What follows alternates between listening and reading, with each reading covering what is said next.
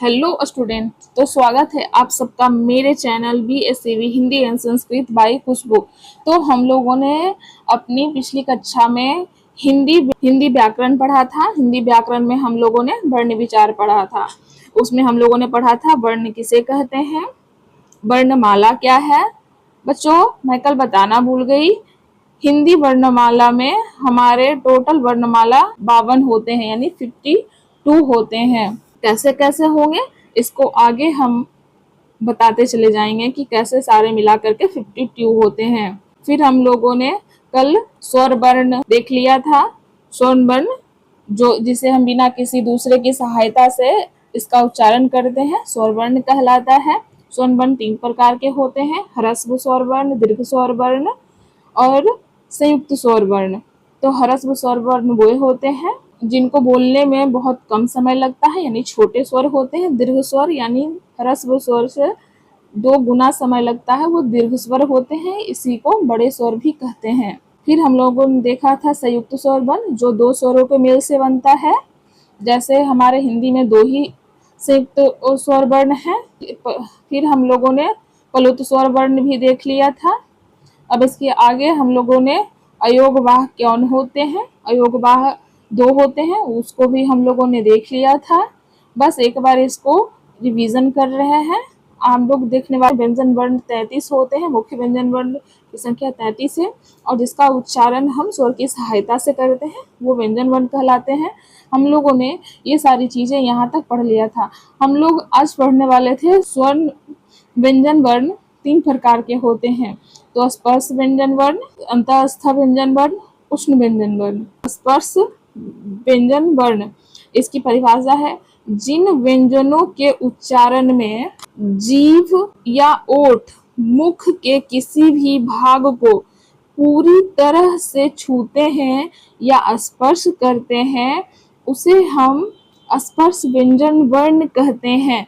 यानी हम जीभ जो हमारा है वो ओठ या जीभ के अंदर यानी मुख के अंदर की कोई भी भाग को छूते हैं, स्पर्श करते हैं या छूते हैं, तो वो हमारा स्पर्श व्यंजन वर्ण कहलाता है। स्पर्श व्यंजन वर्ण की संख्या होती है 25। देखते हैं, क ख ग घ अंग, यानी क से लेकर अंग तक ये हुए हमारे 5, च से लेकर य तक ये हमारे हुए 5, ट से लेकर न तक ये हमारे 5, त से लेकर न तक ये भी हमारे 5 और प से लेकर म तक ये हमारे 5।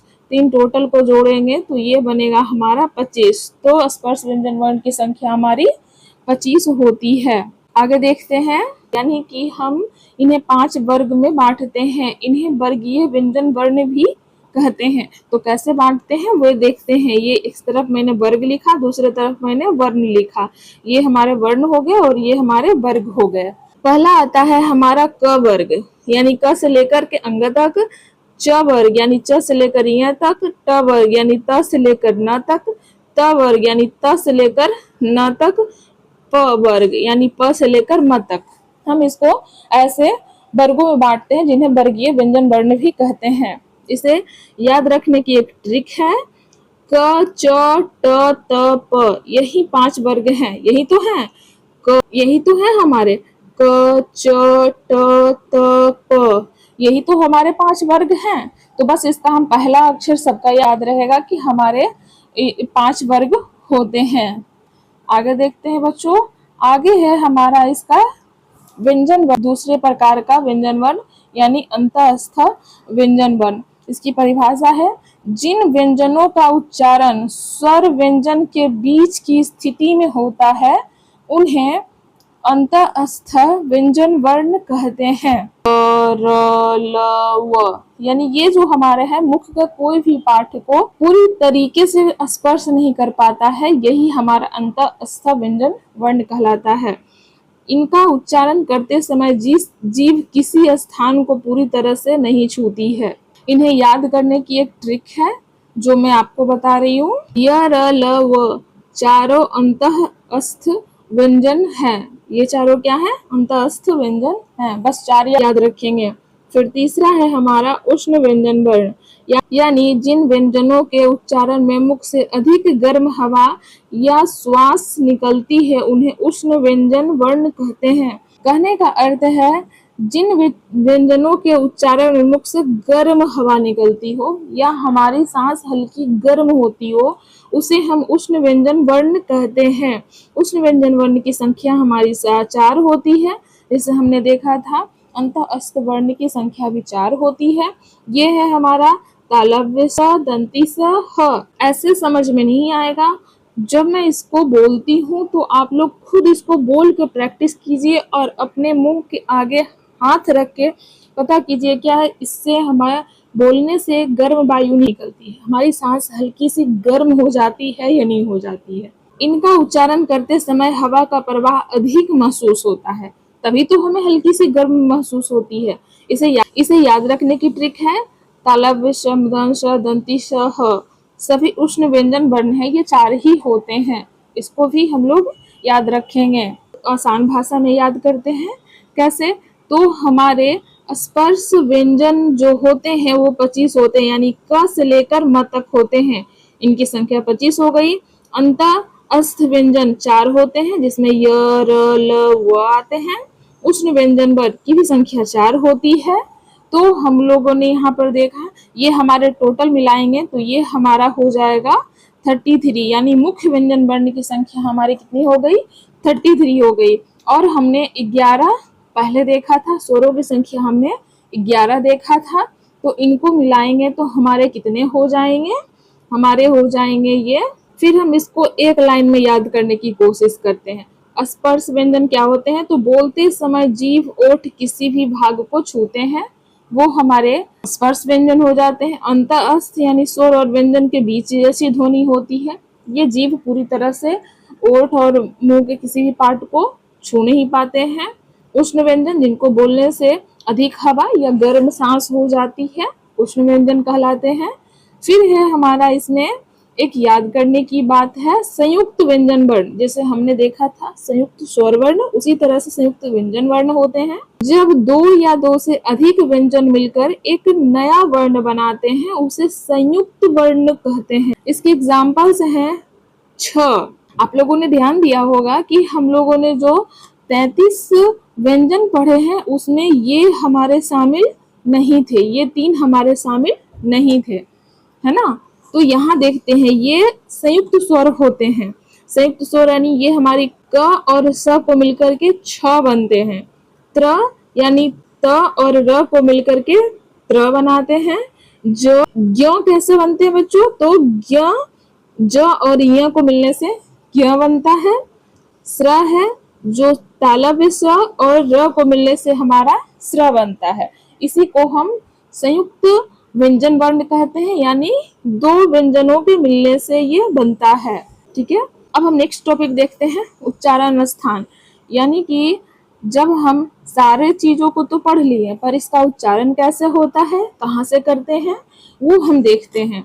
इसका स्थान क्या है, मैंने यहाँ लिख रखा है, ये इसके स्थान हो गए और इसके वर्ण हो गए। मैंने वर्ण एक साइड लिख रखा है और मैंने स्थान एक साइड। आप लोग जब अपनी कॉपी में लिखिएगा तो इसको इसी तरह से डिवाइड करके लिखना है, पार्टीशन करके लिखना है। फिर है हमारा, मैंने इसको अलग अलग कहाँ से कौन बोले जाते हैं, मैंने इनको अलग अलग लाइनें कर दी है। पहला है कंठ। कंठ से हमारे क्या क्या निकलती है, तो मेरे साथ पढ़िएगा आप लोग। क, ख, ग, घ, ह। ये हमारे क्या है, जो कंठ से बोले जाने वाले वर्ण हैं, जिनको हम कंठ से उच्चारण करते हैं। वो जीभ किसी चीज को स्पर्श नहीं करेंगे, डायरेक्ट कंठ से इनकी आवाज आएगी। फिर है तालु। च, छ, ज, झ, य, श। ये हमारे क्या होता है, जीभ जो है हमारे तालु में स्पर्श करती है। फिर है मूर्धा, यानी ट, ठ, ड, ढ, न, श, र, मूर्धन्य श, र। ये क्या है हमारा, यानी कि जीभ जो है वो तालु में जाने के बाद थोड़ी सी मुड़ जाती है, वो हमारी मूर्धा हो जाती है, तालु के पीछे वाली जगह को थोड़ी सी स्पर्श करती है, उसे हम मूर्धा कहते हैं। दंत, त, थ, द, ध, न, ल, स, यानी जब हम इसको बोलते हैं तो हमारे जीभ जो है दांत को स्पर्श करती है, इसके लिए इसका उच्चारण स्थान दंत हो जाता है। ओष्ठ प फ ब भ म, यानी जब हम प फ ब भ म को पढ़ते हैं तो जीभ जो है हमारा, ओठ हमारा यानी ओठ से बोले जाते हैं। तो इनको हम याद रखेंगे कि कंठ से बोले जाने वाले वर्ण कौन कौन से हैं, तालु से बोले जाने वाले वर्ण कौन कौन से हैं, और मूर्धा से कौन से वर्णों का उच्चारण होता है, दंत से कौन से वर्णों का उच्चारण होता है, ओष्ठ से कौन से वर्णों का उच्चारण होता है। इनको बिल्कुल से याद कर लेना है, क्योंकि एग्जाम्स में ये पूछे जाते हैं कि जैसे वो रैंडमली पूछ देंगे कि बताइए कि र का उच्चारण स्थान क्या होता है, र का उच्चारण स्थान क्या है, तो आप याद रखोगे तो ही तो बताओगे कि मूर्धा होती है। बोल देंगे द का उच्चारण स्थान बताओ तो याद रहेगा, तो हम अच्छे से क्वेश्चंस को कर पाएंगे। फिर नेक्स्ट आगे इसको हम याद रखेंगे। क वर्ग का उच्चारण स्थान कंठ होता है, च वर्ग का उच्चारण स्थान तालु होता है, ट वर्ग का उच्चारण स्थान मूर्धा होता है, त वर्ग का उच्चारण स्थान दंत होता है, प का उच्चारण स्थान ओष्ठ होता है। इन चीजों को हम याद रखेंगे। तो आज की क्लास में इतना ही, मिलते हैं फिर नेक्स्ट क्लास में।